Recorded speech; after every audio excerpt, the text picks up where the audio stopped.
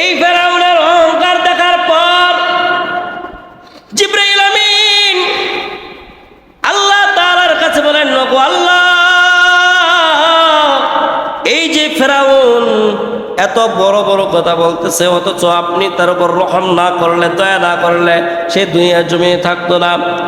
আজরাইল আলাইহিস সালাতু ওয়াস সালাম বলেন, ওগো আল্লাহ, আপনি আমাকে হুকুম দেন, আমি এই ফেরাউনের জীবনটা আমি নগদই আমি শেষ করে দেই।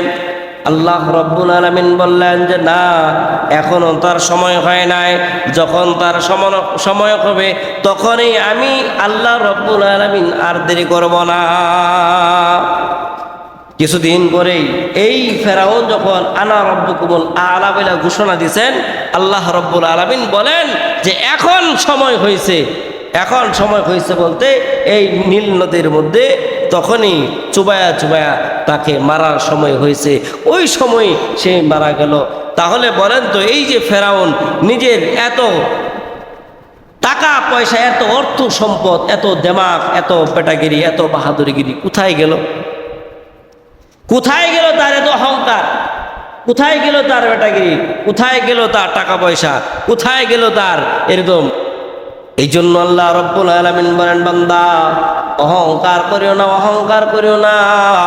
অহংকার হলো আমার চাদর, আমার চাদর নিয়ে টানাটানি করলে কিন্তু আমি কাউকে ছাড় দেব না।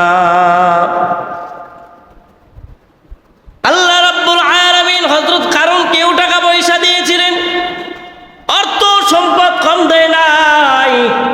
কিতাবের মধ্যে লেখে একজন আর দুইজন নয়, একটা আর দুইটা নয়, অসংখ্য দেহরক্ষী তার ছিল। বলা হয় যেটা মুসা আলাইহিস সালাতু ওয়াস সালামের চাচাতো ভাই হযরতে কারূন, এই কারূন নাকি ফেরাউনের পেশকার ছিল। এই ফেরাউনের একজন খাস লোক ছিল।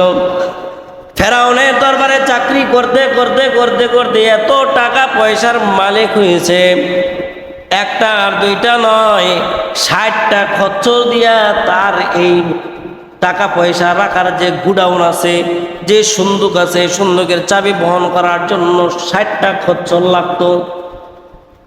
এই 60টা খচ্চরও তার মাথা, তার শরীর এরকম নিচের দিকে ধাবায়া দিত, চাবি বহন করতে পারতো না, এত সম্পদের মালিক ছিল। মুসা আলাইহিস সালাতু ওয়াস সালাম বললেন, চাচাতো ভাই, তোমাকে আল্লাহ রাব্বুল আলামিন অর্থ সম্পদের মালিক বানাইছে।